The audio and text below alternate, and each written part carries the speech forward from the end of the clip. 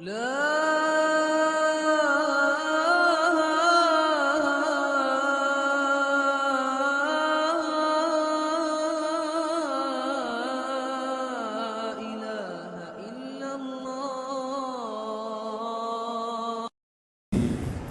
نہیں بھائی یہ ماہرین معیشت کا کام ہے کہ معیشت ہماری ڈاؤن ہو رہی ہے، تو مولانا طاری جمیل صاحب تو ظاہر ہے اس بارے میں جو مذہب نے رہنمائی کی ہے وہ بتائیں گے کہ چوری کو ختم کرو، کرپشن کو ختم کرو، جھوٹ کو ختم کرو، ملک میں صدقات و خیرات کا نظام بڑھایا جائے، غریبوں کی مدد سے بھی کیا ہوتا ہے، اللہ کی مدد آتی ہے۔ اور ہم جو کبھی کوئی مسلمان کمزور ہوتا ہے، پٹ رہا ہوتا ہے، تو ہم جیسے ترکی نے مہاجرین کو بلایا اپنے ملک میں، ویلکم کیا نا، کتنے کرائسس سے ترکی گزرا، مگر پھر بھی الحمدللہ 50 لاکھ شامی مہاجرین کو پناہ دی ہے، کوئی معمولی بات نہیں ہے، اور میں دیکھ کر آیا ہوں۔ تو یہ بھی چیز ہے، لیکن اس کے علاوہ اور بہت ساری چیزیں ہیں۔ مثال کے طور پر دیکھو، جو کسی فرد کی معاشی ترقی کا جو چیز ذریعہ ہوتی ہے، تو بیسک اصول ملک کی ترقی کا بھی وہی ہوتے ہیں۔ اب میں آپ کو بتاتا ہوں، آپ کا گھر ہے، اتنے بچے ہیں، ایک عدد بیوی ہے، جو بھی آپ کے خرچے ہیں، اب آپ نے کیا کیا بھائی، صدقہ بھی شروع کر دیا، کرپشن بھی ختم کر دی، بیگم صاحبہ جو پتلونوں سے پیسے نکال کے، یہ کرپشن گھر میں یہی والی کرپشن ہوتی ہے کہ بغیر وجہ کے بیگم نے پینٹ سے پیسے نکال لیے، بچے نے گٹکے کے پیسے نکال، یہ کرپشن گھر میں ہوتی ہے۔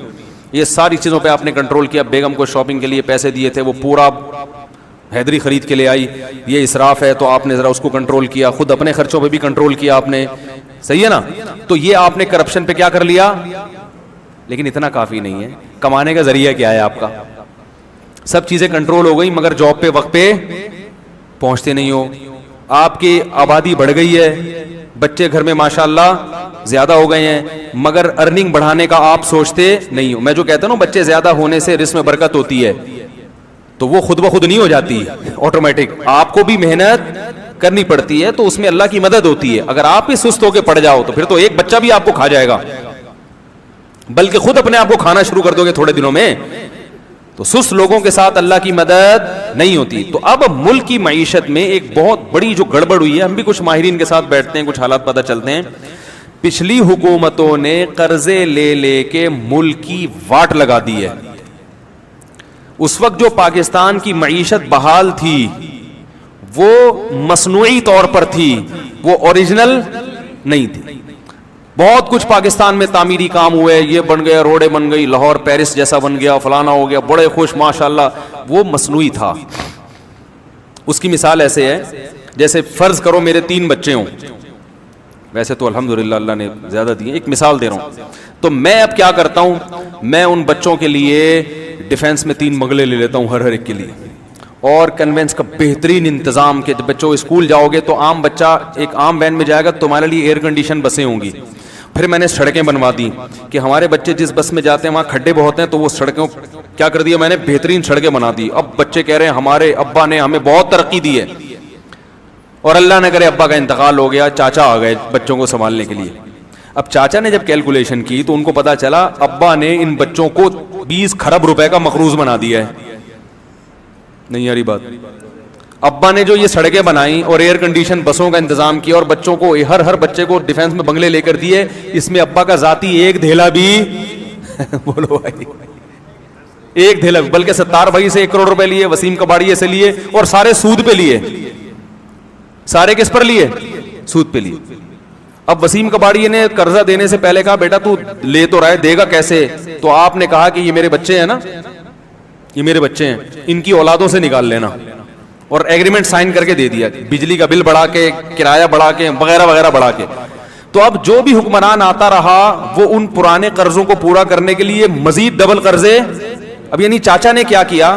چاچا نے یہ کیا، ابا نے 1 ارب روپے کا مقروض بنایا ہے، اب بچوں کو اسی لائف اسٹائل کی عادت پڑ گئی ہے، تو اس نے 2 ارب اور لے لیے تاکہ بچے چاچا کو گالیاں نہ دیں، کیونکہ بچے تھے ناسمجھ، جیسے ہماری قوم ہے، بچے کیا تھے؟ نہ سمجھ۔ وہ یہ نہیں دیکھ رہے تھے کہ ابا نے لیے کہاں سے، یہ کیسے بنایا، یہ سڑکیں وڑکیں اتنا خوبصورت، یہ نظام کیسے بنایا۔ تو اب چاچا نے کہا کہ یار جیسے ابا دنیا سے چلے گئے تو ہم بھی دنیا سے ایک دن چلے جائیں گے، تو کیوں گالیاں کھا کے جائیں۔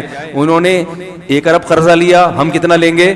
2 ارب لیں گے۔ تو بچوں نے کہا یار یہ چاچا تو ہمارے ابا سے بھی خوش، اور چاچا اس چکر میں تھے کہ میں نے کون سا اس دنیا میں ہمیشہ رہنا ہے. اب کوئی سمجھدار آدمی آئے گا جب اس کے بعد, وہ کہے گا بیٹا ہم بھی چلے تو جائیں گے لیکن چوڑے میں کون آئے گا, یہ ایک حد تک چلے گا سسٹم, اس کے بعد تمہیں اٹھا کے گروی رکھوانا پڑے گا قرضہ لینے کے لیے. سمجھ رہے ہو؟ اس نے بریک لگا دی تو سارا نزلہ ان بچوں کا کس پہ گرے گا, اس تیسرے پہ گرے گا. نہیں یاری بات میرا خیال ہے, وہ ساری لان تان کس پہ ہوگی, ان پہلے دو کو کوئی بھی برا نہیں کہے گا. ہاں اگر ان میں کوئی سمجھدار بچہ ہوا تو وہ کہے گا یار چلو اب قرضہ لو کیونکہ روٹی تو کھانی ہے لیکن کچھ تو خیال کرو, یعنی ایسا تو نہ ہونا کہ ہم بالکل ہی دیوالیہ ہو جائے ہمارا. تو یہ جو ہمارا جمہوری طرز حکومت ہے یہ اتنا گندا ہے نا یہاں پہ. اس میں ایک وزیر اعظم کو پتا ہوتا ہے میں 5 سال کے بعد چلا جاؤں گا, وہ کہتا ہے بھاڑ میں جائے یہ قوم, میں ایسا کر کے جاؤں کہ لوگ کہے فلاں کے دور حکومت میں یہ بلڈنگ بنی ہے, فلاں کے دور حکومت میں یہ سڑک بنی ہے, فلاں کے دور حکومت میں تو کرنسی اتنی مضبوط تھی. اس کو ان سے کوئی غرض نہ ہو کہ فلاں نے اپنے دور میں جو پالیسیاں بنائی ہیں کیا فلاں کے جانے کے بعد بھی وہ کامیاب ہوں گی, ان سے پبلک کو کوئی غرض نہیں ہوتی. تو جب عوام بے وقوف ہوتی ہے تو پھر اس کا یہ مقدر ہوتا ہے کہ وہ پٹے, اور پٹ رہی ہے الحمدللہ. سمجھ رہے ہو؟ تو اب یہی ہو رہا ہے اور مزید پٹو گے. بلکہ اس طرز حکومت میں یہ ہوتا ہے کہ کام ایک کرتا ہے, وہ بیچارہ اپنے 5 سال میں وہ پروجیکٹ مکمل نہیں کر سکا تھا تو اگلا آ کے صرف آخری اینٹ رکھتا ہے اور ساری وہ اپنے کھاتے میں ڈال دیتا ہے. حالانکہ اس نے کبھی ملک کے لیے خدمت نہیں کی ہوتی. پرانے والے نے خدمت کی ہوتی ہے, اس کا ٹائم چونکہ پورا ہو چکا ہوتا ہے, اس کے دور کے پروجیکٹ ہوتے ہیں, اگلا آ کے جو اس نے بجٹ پاس کیا تھا اس میں سے 90% کھا کے صرف 10% لگا کے تکمیل کر لیتا ہے. تو قوم کس کو مبارکباد دیتی ہے؟ کراچی میں یہی ہوا ہے, پروجیکٹ کسی ایک نے شروع کیا, تکمیل دوسرے نے کی اور بہت کھا کے تکمیل کی, تو پبلک نے دوسرے کو کہا کہ ماشاءاللہ کتنا اچھا بنا دیا, پرانے والے کو کوئی گھاس ڈالنے کے لیے تیار.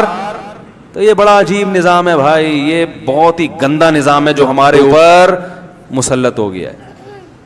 اس میں کوئی پتہ ہی نہیں کہ کون کس کا ذمہ دار ہے. تو بس اللہ سے دعائی مانگا کرو اور اس کا کوئی حل نہیں, اور کوئی حل نہیں. ہاں جب اللہ آپ کو صدر بنا دے تو پھر کچھ مشورے لینا ہم سے, ٹھیک ہے.